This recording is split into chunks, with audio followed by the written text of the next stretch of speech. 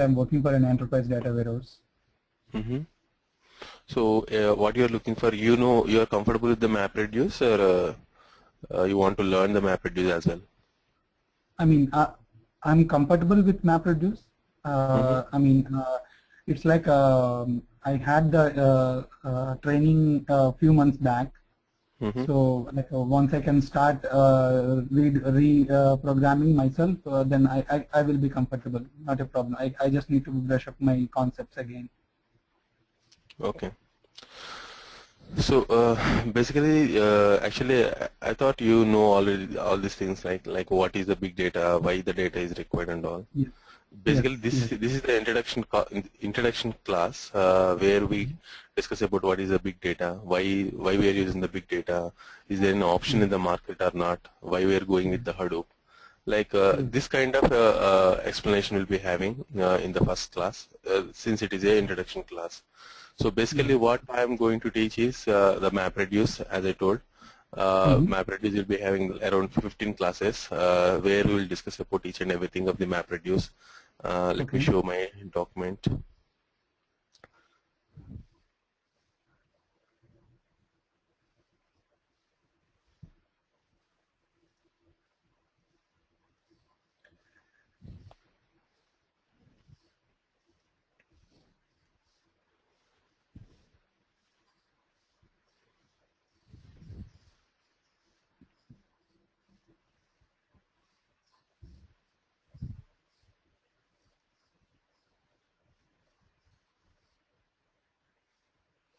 So this is like this. See, I don't think so. They cover everything, all these topics. Like I will be covering all the topics like uh, HDFS design, like how is the HDFS and HDFS federation, what is the concept of the HDFS availability. So like this, and the file interface, like whatever the activities we can do with the file interface, everything will be covered over here. This is the topic. And Hadoop archives, like how can we archive the data in the Hadoop, like how can I unarchive the data, so zipping, unzipping, all the stuff, and the Hadoop IO API. So here we will discuss about like a serialization, compression, data integrity, and all the stuff. So there are few chapters we are having. All the chapters will be covering with the examples, and we'll run the examples.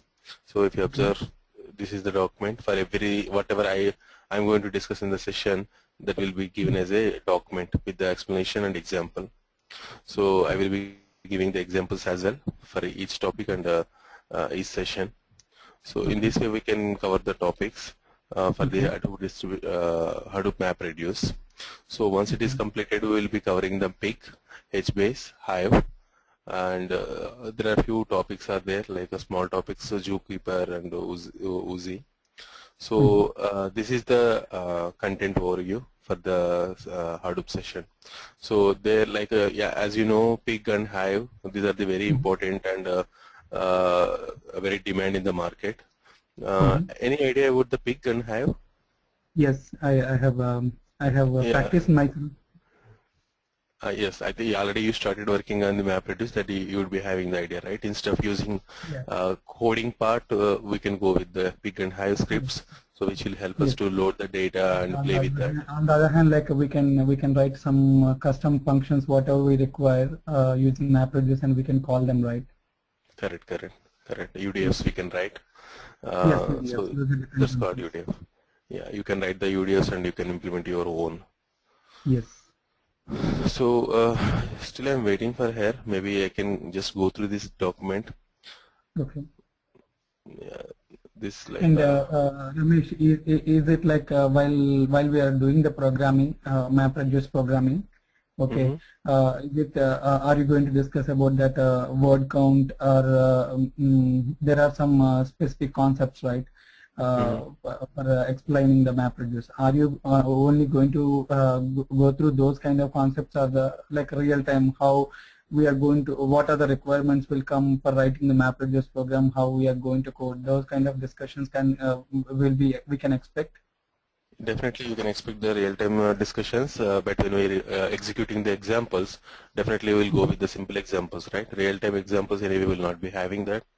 And But the discussion, definitely I will start with the real-time discussions, because since you're working, you know, like how the data is coming, how we are working on it.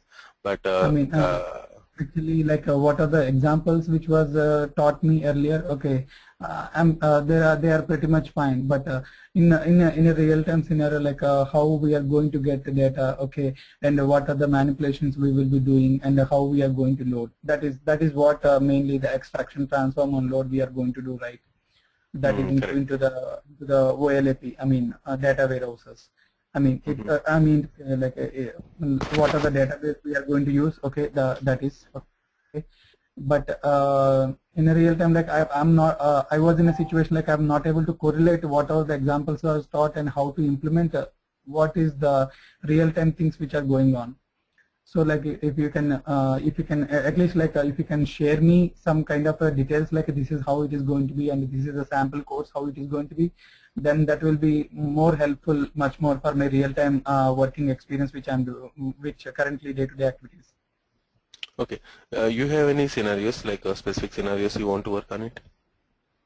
I mean, yeah, I have most of the scenarios like currently I'm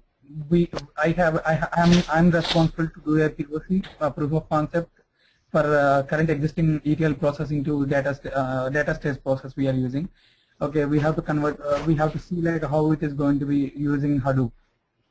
So like we will be we have some one large file actually which we want to try, that is having around 1 million records per day, which will be coming around 40 columns will be there in that file.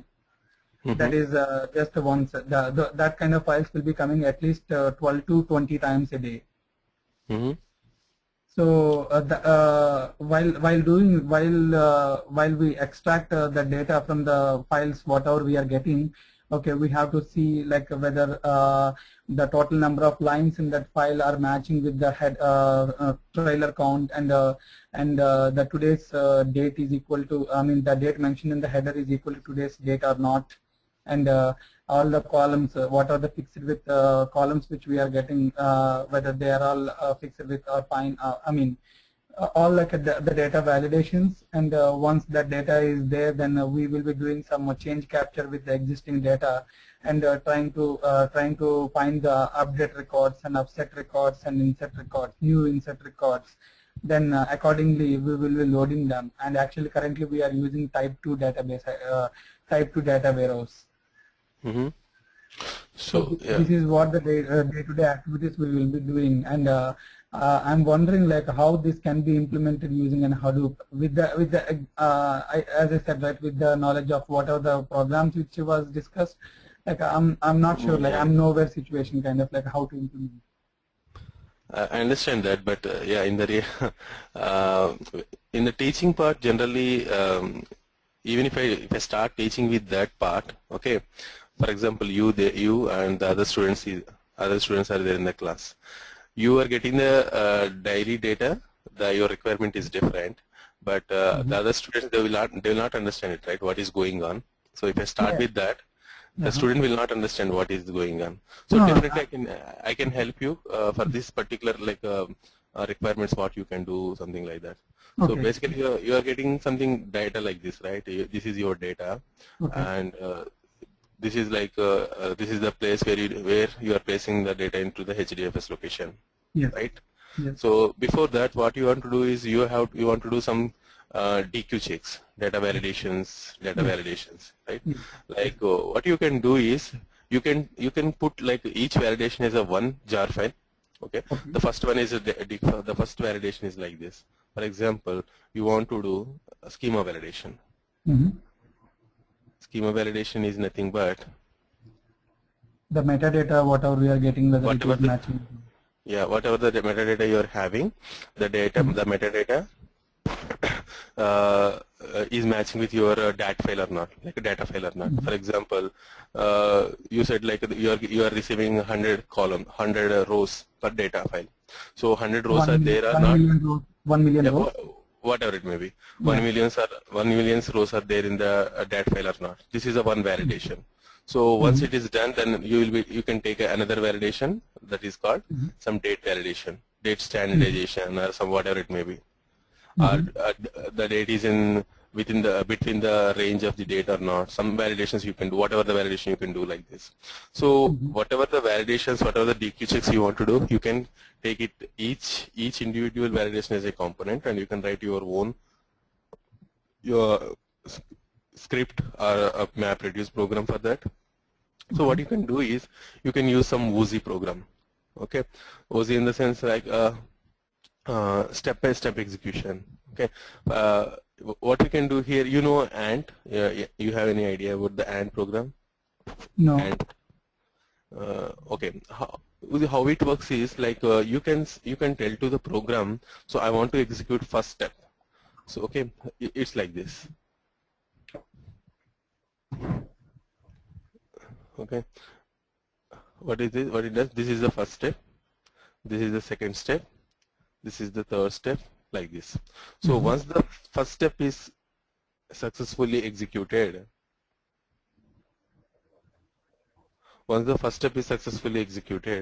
then go with the second step. What is this? Color is okay. Once the first step is executed, what is the first step here? Schema validation. If it is successfully executed and if everything goes fine, then go for the second step. If the date validation is successfully executed, and then go for the third step. Otherwise, go for error.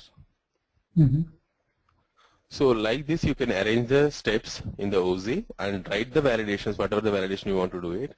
And finally, if all the steps are successfully executed, then put it into the HDFS location. So once the data is available in the HDFS location, you can do whatever you want, like the provisioning, loading into the Hive table, and whatever you want to do, you can do it from there. Okay. Does it make sense? Yeah, that is true. As I don't know anything about you, Uzi, so like, I mean, still there is I have questions, but like I don't know anything about you, Uzi, right? So. Yeah, Uzi is nothing but like it helps to executor. That is the executor, you can say. Okay. What it does is it will execute the first jar file, first step. How we are running, like a Hadoop -jar, something like that, right? Same. The command will be executed in the first step. Once it is successfully executed, then it will go for the second step. So why we are going step by step is, for example, there is a problem with the first step. Then does it make sense to go to second step? It doesn't make sense, right? That is the reason we will go by step. Okay. So, as you said, like for each and every different validation steps which I have, if we are going to create different jar files, okay, how we can that Hadoop is going to run them sequentially. That anyway we are going to mention Uzi. But is there any other way without Uzi we can have these validations run in a sequential manner? Uzi is for that only. With Uzi only we can do this, you mean? Yeah. You can work with that. You have any third-party tools or something? If your company is using third-party tool to execute these steps, no, then actually current project, like we are planning to get Hadoop cloud-based servers for a proof of concept only we are planning. So that's why we are planning to get that one with Cloudera 4 environment, and we will be given with Pig and Hive. So we have to cross compare like which one is better suiting for the data needs which we have. Yeah, but whatever the servers you are going to get from the cloud, it doesn't help to execute step by step, right? It needs some technique, what is that, technology to help to execute step by step. So that is called Uzi. That's why we are using Uzi in the Hadoop. It's a simple one. It's not a complex or something. It's very simple. Okay. So definitely once you are getting the go ahead. Yeah. Go ahead. So definitely once you are getting the data, please go ahead. Go ahead. Sorry, Ramesh. Okay. So what I mean, Uzi. Okay. Once we list down the steps in Uzi. Okay. At what place we have to place our pig script or Hive scripts? At the last, you mean? This pig or Hive scripts will be only used to load the data into HDFS. That's it only. That's up to you. Whatever you want to do, you can do it with the Hive or Pig or MapReduce. That's you want to place in the HDFS, you can do it. If you want to do some browsing on it, browsing in the sense do the joins and get the output out of it. Whatever you want to, you can do it, right? But joins, I heard that in Hive joins are not supported, right? Hive joins are not supported. What Yeah, joins? I mean, if you want to join the data between two tables, I don't remember it. I'm sorry, Ramesh. I mean, I still need to. As I said, like I still need to brush up my concepts, which I have gone through earlier. Okay, no issues. I can show you some joins. So